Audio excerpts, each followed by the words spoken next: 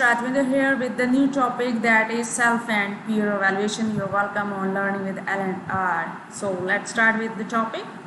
First one, the objectives of self and peer evaluation, the general objective.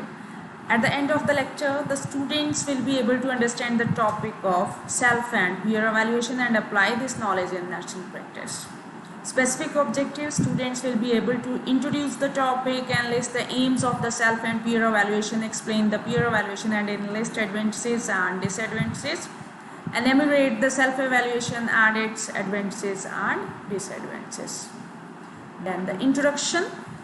Group work can be more successful when students are involved in developing the evaluation process.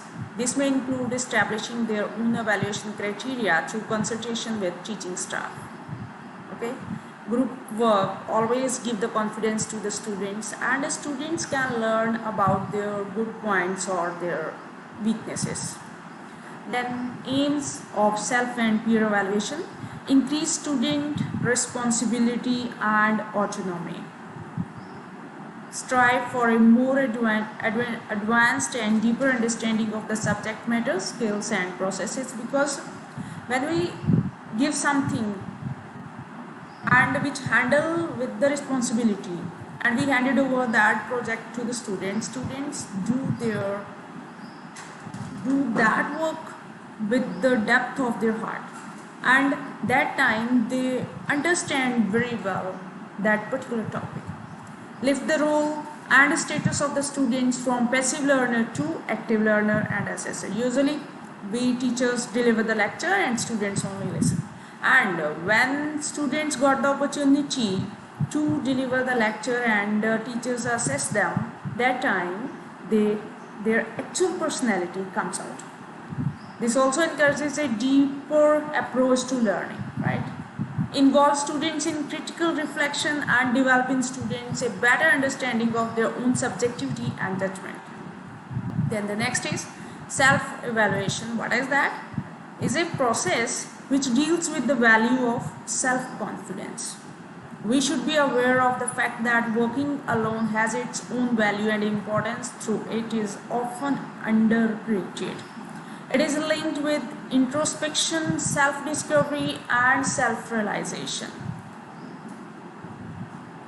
Learner evaluate himself in various forms: journalizing, taking tests, writing revisions of work, asking questions and through discussions.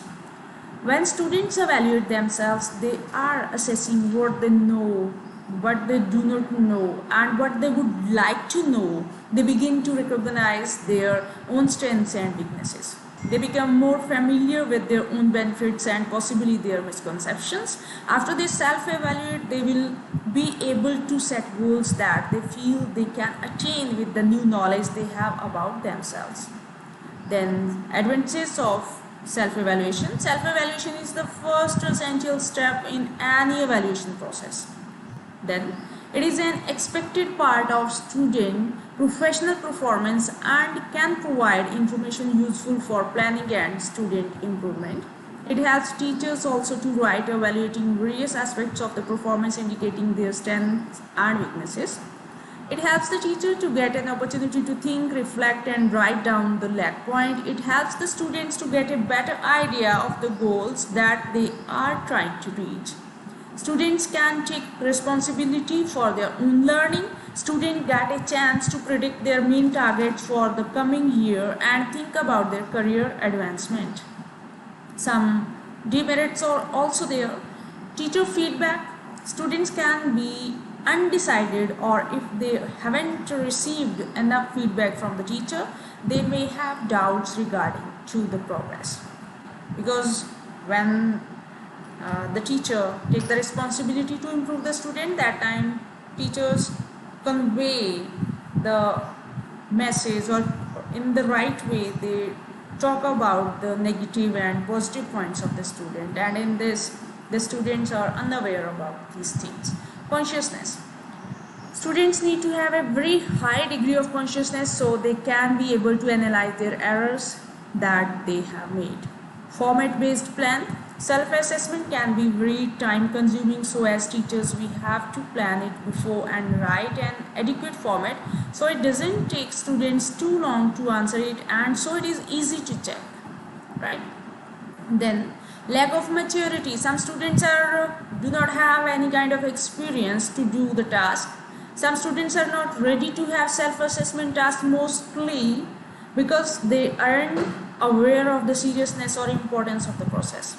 The language, it implies knowledge about language and learning, which most second language learners don't have. Self-evaluation only works if students have been trained to self-assess themselves. Then students individually evaluated each other's contribution using a predetermined list of criteria, or may be evaluated by teacher also. Grading is based on the predetermined process, but most commonly it is an average of the marks awarded by members of the group. Then some advantages are there. Encourages students' involvement and responsibility. Encourages students to reflect on their role and contribution to the process of the group work. Focus on the development of students' judgment skills. Students are involved in the process and are encouraged to take part ownership of this process. Then provides more relevant feedback to students as it is generated by their peers. It is considered fair by some students because each student is judged on their own contribution. When operating successfully, can reduce a lecturer's marking load. Can help reduce the free rider problem, as students are aware that their contribution will be graded by their peers. Then there are some disadvantages. Additional time can increase the lecturer's workload. Students will have a tendency to award everyone the same mark. Students feel ill-equipped to undertake the assessment. Students may be reluctant to make judgments regarding their peers. At the other extreme, students may be discriminated against if students group up against one group member. Okay, sometimes our teachers give us opportunity to give the peer assessment, peer evaluation. That time our friends always in our favor, either we are negative or positive, and our opposite group give always a negative comment if we are positive that time.